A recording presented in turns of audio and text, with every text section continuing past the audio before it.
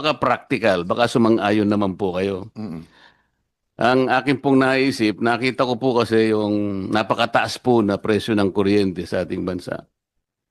Naisip ko, Mr. Secretary, na imbes na ayuda na lang ibigay natin, na wala namang datos kung na ito'y naibibigay sa about 25 to 27 million Filipinos, hindi ba maganda ka kung sa bill ko na lahat ng kumukonsumo ng elektrisidad, let's say 200 to 234 kilowatt hours, ilibre na po natin yun. Kasi po, pag kinuwenta ninyo yon, that will only be 120 billion pesos. Makakatipid pa po tayo ng about 74 billion.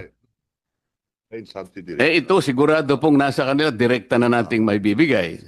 Kesa naman sa kolektahin po natin, pagkatas ipamimigay bilang ayuda, wala namang guideline